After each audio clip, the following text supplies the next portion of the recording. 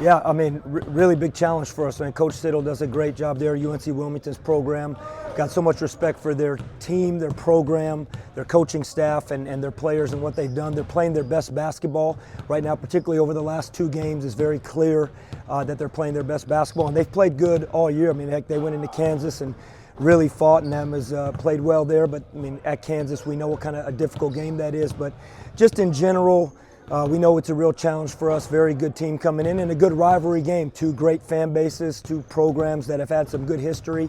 So looking forward to it. You know, third time you're playing this in 3 years in this game. So you kind of got a sense what it's like here and there. So just what's kind of your excitement level? I know it's just another game, but it has to be at least a little bit extra. Well, I think the excitement is, again, I think rivalries is what makes college sports. And you and I have spoken about this before. And I know when we went in there a couple of years ago, it's as good of an atmosphere as we've seen in all of our time at ECU. And we've been to a lot of great places, obviously. But that in Trask Coliseum, the way they were in there. And then our fans came in here last year and they provided the same atmosphere in here. And so obviously we're hopeful for that, and I've talked about it, and our coaching staffs have talked about it, meaning UNCW's and ours, that this series will continue for a long time because it's great for both programs and it's great for both fan bases and those environments. It's what, now they get that consistently at Trask. I know that. Again, I've been familiar with their program from Jerry Wainwright to Coach Keats, who obviously is so close with Coach Siddle, and Brad Brownell. They have had that going there, and we're building that here in terms of the atmospheres night in and night out. Our fan base has been great so far this season. The George Mason game was a great electric atmosphere in here, and we're hopeful we just continue to build as we get closer to conference. But this, without a doubt, hopefully will be our best atmosphere of the year with Wilmington coming in tomorrow night. How do you think it adds? Just, with the conference realignment and stuff, these regional rivalries are going away. So how important is it to keep them on the schedule and have this rivalry? Yeah, that's a great point, and I think it is important, and I think all college basketball is dealing with it. You have a lot in college athletics right now for various reasons, travel, budget, resources, realignment, saying, hey, let's keep some of these non-conference games where we're not traveling all over the country, because once conference play comes, you're going to be doing that. So to be able to have an in-state game that provides excitement and provides a good basketball rivalry is a good thing, and that's why we're going to continue the series. No shot. Oh, go ahead. It feels like Jan maybe starting to find his role a little bit. Just talk about his progression.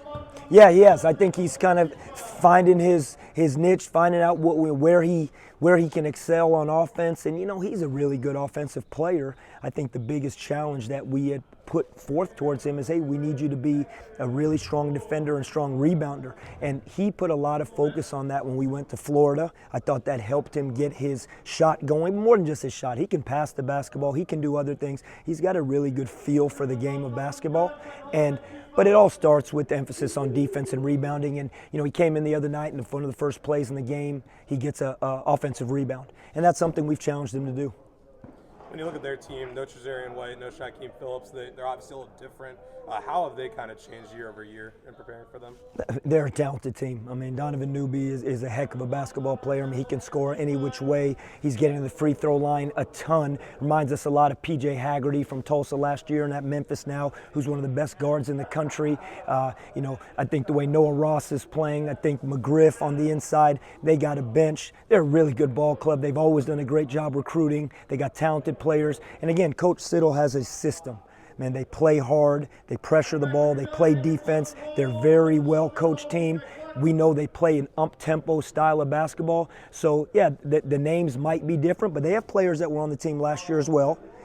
We have players that were on last year. We have new players, but the system is something that we have great respect for, and Wilmington's a heck of a ball club. Coach, we saw Reed early in the last game. You just talk about the progression of the front court and getting those guys, for when y'all face more size. Yeah, we need it. We absolutely do, between Reed and Sear and Cal. It was great to have Reed back, obviously. We could have used him down in Florida in terms of just a big body that's mobile. Reed obviously provided help for us the other night. He came in and we went to him and he played in both halves. And so he had missed 3 weeks.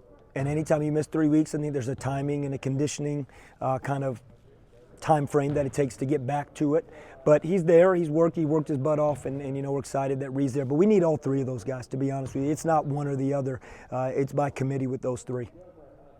Yeah. I think Cam, it 31-6 assist to turnover ratio. You got to be happy with that early in the season. Yeah, you know, Cam is really doing a good job. He has control of our offense right now. I mean, he plays the game with a great pace, and you know, some players, they have that ability where it slows down for them. And as a point guard, it's great when that's a benefit.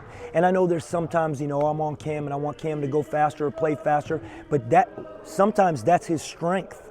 Sometimes that's his strength, his ability to slow down. And when you talk about taking care of the basketball, that's why I think his numbers are where they are. Teams have tried to pressure him. Teams have tried to double him. Teams have tried to do different things to speed him up. He's pretty good at playing at that pace. Yeah, I was just going to ask about the front court to go back to it. Like, how do you kind of want to see, you know, between Sear and Reed, you know, those guys kind of progress as we get closer to conference? It's all about practice. I'll just tell you that much right now. And they know it, what we're getting ready to do in here right now, the guys. It's what they do on the practice court that will determine how much confidence we have going into the game tomorrow night and all season long. And that goes for all our guys. But anytime you talk about players that maybe haven't got as many reps in games, and obviously they are sharing reps in practice, it's the guys that bring it when we step onto that court in practice that will build that confidence and trust within the coaching staff. What do you hope to see from the crowd at Midges tomorrow night? I hope it's packed in here. I hope it's 100 degrees in here, and I hope we have 8,000 people in here, and it's loud, and it's what college basketball is about in early December. Football takes a little slow break here right now, and it's all college basketball this last month of December in terms of non-conference games. There's so many great ones around the country, and our students are here. You know, every school is in session. I hope this place is packed and hard for us to communicate in here. Anything else? Perfect. Thank you, Coach. Thanks, guys.